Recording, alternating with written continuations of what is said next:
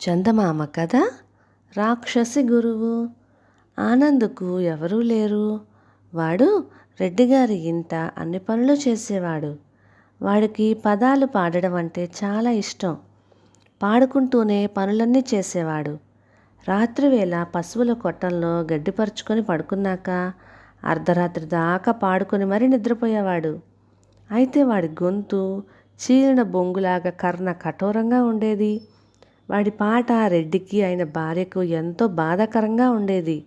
అయినా వాడు ఒళ్ళు దాచుకోకుండా పనిచేసేవాడు కనుక వాళ్ళు ఎలాగో వాడి పాటను భరించేవారు. తన పాటను అందరూ చెదిరించుకుంటారని ఆనంద్కు తెలుసు. అర్ధరాత్రి దాకా ఓండ్ర పెట్టి మా ప్రాణాలు తోడేస్తున్నావురా అని రెడ్డి ఎన్నోసార్లు వాడితో అన్నాడు. తన పాటను ఎవరు తిట్టినా వాడి ప్రాణం చివుక్కుమనేది. అలా ఉండగా రెడ్డికి ఒక కొడుకు కలిగాడు. ఆ చంటివాడు ఆనంద్ పాట వినపడగానే ఉలిక్కిపడి కెవ్వున అరిచి గుక్క పెట్టేసేవాడు. అలా అనేకసార్లు జరిగిన మీదట రెడ్డి భార్య ఆనంద్తో, నువ్వు పాట పాడడం మానకపోతే మా ఇంట్లో పని మానేయ్ అని నిష్కర్షగా చెప్పేసింది. అక్కడే ఉన్న రెడ్డి, వాడు పాటలు ఎలాగూ మానడు, డబ్బులిచ్చి పంపేయ్ అంటూ రొంటె నుండి డబ్బు తీసి భార్యకు ఇచ్చాడు. పనిపోయిన దానికన్నా పాట మానడం అన్నందుకు ఆనంద్కు ఎక్కువగా అభిమానం పొడుచుకు వచ్చింది. వాడు వెంటనే రెడ్డి ఇల్లు వదిలిపెట్టి అడవి దారి పట్టాడు.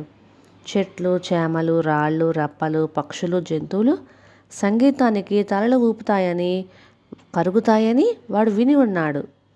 అడవిలోనే చీకటి పడిపోయింది.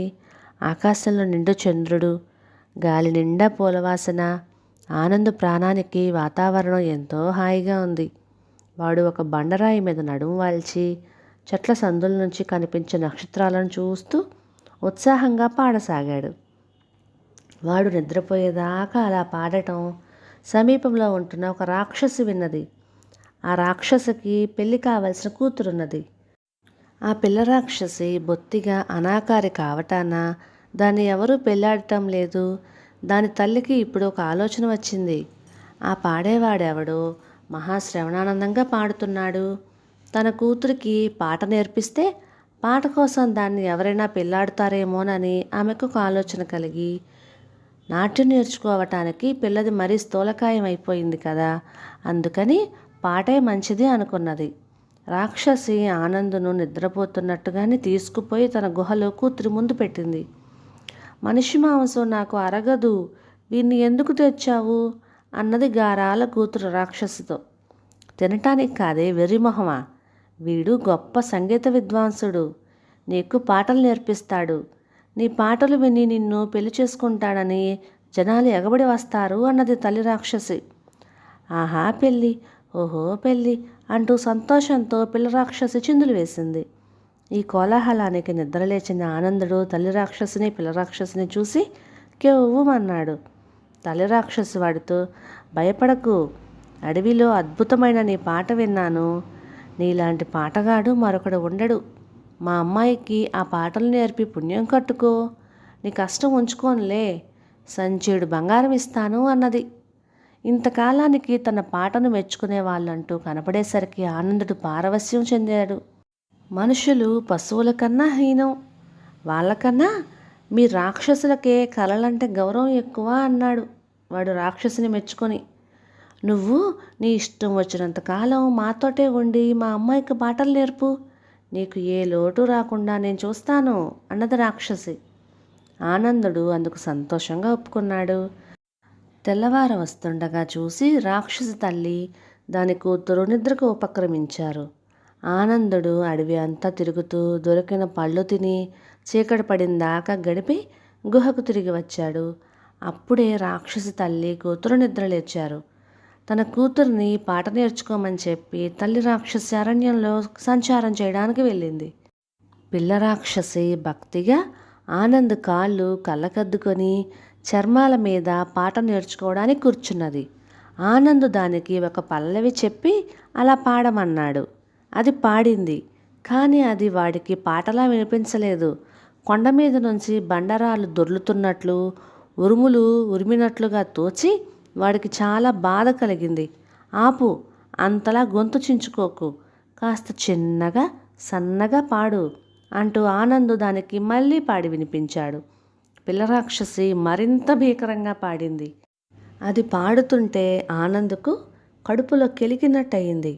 అయినా వాడు దానికి పాట పూర్తిగా నేర్పి తాను కునుకు తీయ యత్నించాడు. కానీ అది పాట సాధన చేస్తుంటే వాడికి కన్ను మూతపడలేదు. ఇంతలో తల్లి రాక్షసి 2 దుప్పిలను చంపి తెచ్చి, నా తల్లేనా పాడుతున్నది? ఇంకా ఏ కోయిలో గుహలో దూరిందేమో అనుకున్నా అంటూ కూతుర్ని కావలించుకొని ముద్దు పెట్టుకుంది. అది మొదలు ఆ గుహ ఆనందుకు నరకమయ్యింది. రాక్షసి పాట మూలంగా వాడికి నిద్రలేదు.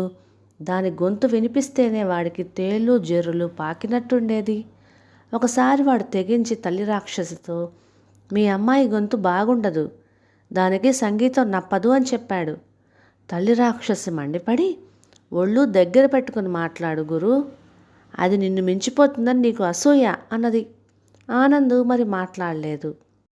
కళ కేవలం ఆత్మసంతృప్తికి మాత్రమే కాదు, అది ఇతరులను కూడా రంజింపచేయాలి. అందులో సంగీతం మరీను. ఏమంటే ఇతర కళలు మరెవరికీ తెలియకుండా అభ్యసించవచ్చు. సంగీతం ఇతరులకు వినిపిస్తుంది. స్వరం ఘోరంగా ఉంటే ఇతరులు ఎలా బాధపడతారో ఆనందు ఇప్పుడు తెలుసుకున్నాడు. రాక్షసి ఇస్తానన్న బంగారం కోసం చూడక ఆ రోజు పగలు రాక్షసి తల్లి కూతుర్లు నిద్రపోతుండగా వాడు గుహను వదిలేసి రెడ్డిగారి ఇల్లు చేరుకున్నాడు. మళ్ళీ వచ్చావుట్రా అని రెడ్డి అతని భార్య వాణ్ణి అడిగారు. ఆనంద్ వాళ్లకు జరిగింది చెప్పి, నాకు బుద్ధి వచ్చింది, నా తప్పు తెలుసుకున్నాను, నేను వచ్చింది పని చేయటానికి, పాటలు పాడడానికి కాదు అన్నాడు. ఆ తరువాత వాడు పాటలు పాడడం మానేశాడు. కానీ వాడికి రాక్షసి గురువు అన్న కొత్త బిరుదు మాత్రం వచ్చింది. కథ సమాప్తం. ఇక ఈ కథ మీకు నచ్చినట్లయితే ఇలాంటి మరెన్నో తెలుగు చిట్టిపట్టి కథల కోసం please like, share and subscribe to my channel. Thank you.